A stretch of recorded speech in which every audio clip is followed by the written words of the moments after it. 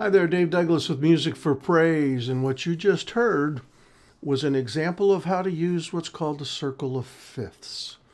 And you're going to see what that is and how that works today. We're going to start, and this is just going to be part one, because it's going to take several of these short videos to try to get you to understand, I think, how that circle of fifths is so important to our chord structures and to our flow of music.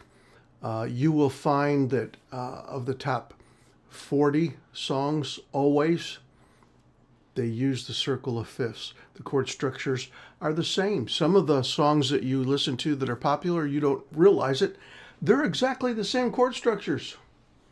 And you hear them, and there's a certain chord structure in there that you like.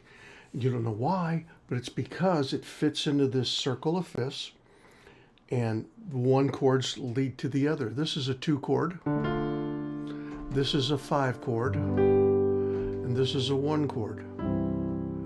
So you see how 2, 5, 1 leads right in, but you go back another one and go back to 6,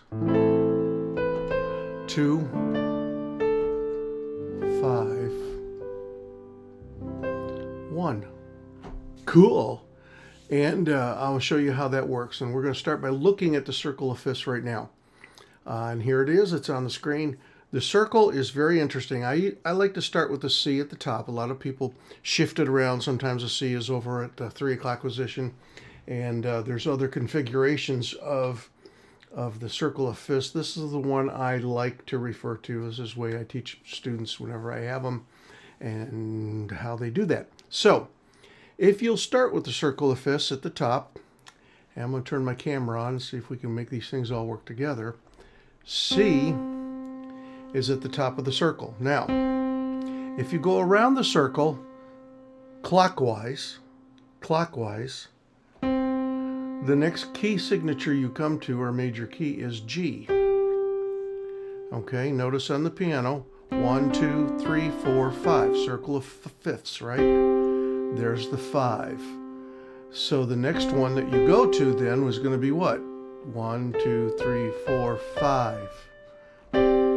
So you have a C, then going around the clockwise, you have the G, then you have the D. And I'm going to move the D down so we stay within the same area. So this is D. And the 5 of it is an A. And notice on the circle of fifths what the next one is. A leads to E. Okay, again, I'm going to move the E down here so you can see it easier. E goes to B. Now we're in B major. Okay, move the B down here so you can see it easier. So we're going from B to 2, 3, 4, 5. It would be a F sharp. F sharp. And there's another one you can go to, rarely written in. 1, 2, 3, 4, 5 would be a C sharp. Okay, so the key of C sharp has a lot of sharps. We rarely write in that, or we rarely write in what's called A sharp minor, which is the minor of C sharp. So, going back the other way, I like to teach it this way. A lot of people teach it as fourths because you want to keep thinking upward. But I'm going to teach it as fifths going downward. So if we start at C, 1, 2, 3, 4, 5. 5 down, we're going counterclockwise now. We're going to do the flats. We go to F, which is 5 down from C, and we have 1 flat. And that flat is B flat in that key. Now guess what? Going 5 down from F, we get B flat. So B flat is the next one down, and we go from there to E flat. Remember, an interval is the same distance no matter which way you go. So I could have built this on the other way going up, but this is 5 down. Okay, I'm going to move this one up to here so you can see it. So E flat will go down 5. We get to A flat. E flat, A flat. We go A flat, 5 down is D flat. Okay, D flat, move it up to here so you can see it. D flat going down. What's that go to? G flat. Now you're going to look at that and most of you are going to think that's an F sharp because that's the first sharp you wind up with, but that is a G flat. So there's two ways to write a note. This could be written as an F sharp if you're writing music, or it can be written as a G flat. Now I'll move the G flat up here so you can see it easier. Guess what? 1, 2, 3, 4, 5.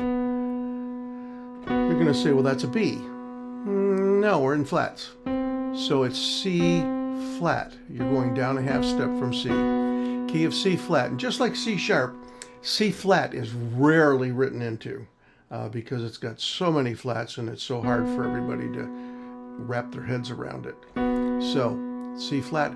That is just an outline of the circle of fifths. Again, I'm going to keep this real short, but that at least tells you how they're all related.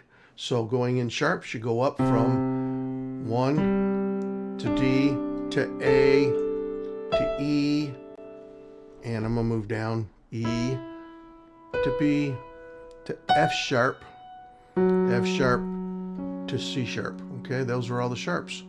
All the flats going down, F, B flat, E flat, and you can see the A flat, so I'm going to go down to there. Okay, those are flats. A flat, let's bring it up here so we can see. A flat goes to D flat goes to G flat goes to C flat. And that's your entire circle of fifths. And the bottom ones overlap because they sound the same. A D flat scale sounds the same as a C sharp scale. Amazing, isn't it? Circle of fifths. And I'm going to show you how they all talk to each other now in the next one. So this is Dave Douglas, Music for Praise. Go on over, take a look at the subscribe button if it exists. And friend us, like us, do whatever you need to do. But join, if you can, to all of these. And I'll see you again later. Thanks.